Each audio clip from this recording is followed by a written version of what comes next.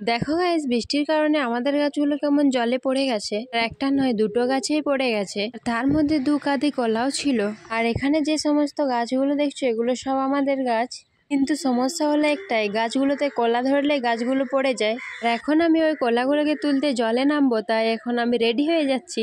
কলাগুলোকে কাটার জন্য আমি এখানে একটা কাটারে নিয়েছিলাম। তো চলো গাইস, আমি এখন জলে নামবো। আর আমি ভাগ্যিস পাটা এতটা গুটিয়েছিলাম, কারণ আমি জলে নামা মাত্র অনেকটা ঢুকে গেছিলাম। এই কাজটা আমার দ্বারা সম্ভব নয়, কিন্তু আমাকেই করতে হবে। এখানটায় নামতে আমার খুব ভয় করছিল, বুঝতেই পারছো সাপ ব্যাঙের একটা ব্যাপার আছে।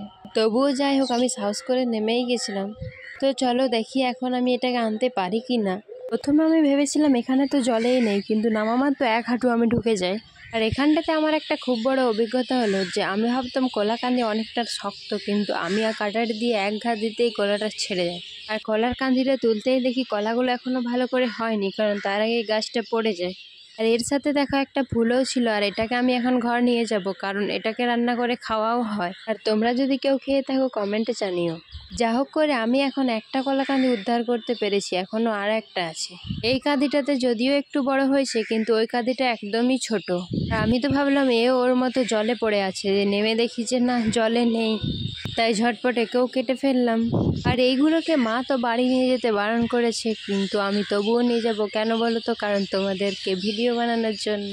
ভাবো, তোমাদের জন্য এত কষ্ট করে আমি কলা কাঁদি কাটছি।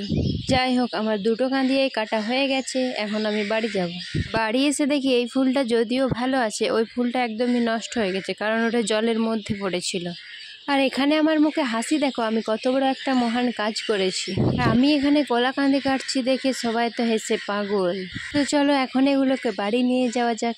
আর সমস্যা হলো একটাই, আমাদের গাছে কলা হলে এই গাছগুলো পড়ে যায়। তার কোনো ট্রিক জানা থাকলে অবশ্যই শেয়ার করো। এই দেখো গাইজ, আমি এখন এগুলোকে বাড়ি নিয়ে চলে এসেছি। একটা কাঁদি পুরো নষ্ট হয়ে গেছে, আর একটা ভালোই আছে। আর এই দেখো কলাগুলো দেখে মনে হয় না যে পাকবে।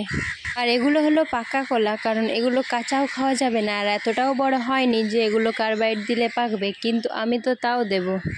আর এখানে দেখো আমি ওষুধ নিয়ে চলে এসেছি, আর ওই কাঁদিটাকে মাঝে মাঝে কেটে তার মধ্যে ওষুধটাকে দিয়ে দেব।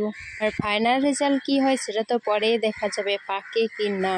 তো চলো আজকের ভিডিওটা এই পর্যন্তই। ভালো লাগলে লাইক করে দিও, আর চ্যানেলটাকে সাবস্ক্রাইব করে দিও। টাটা।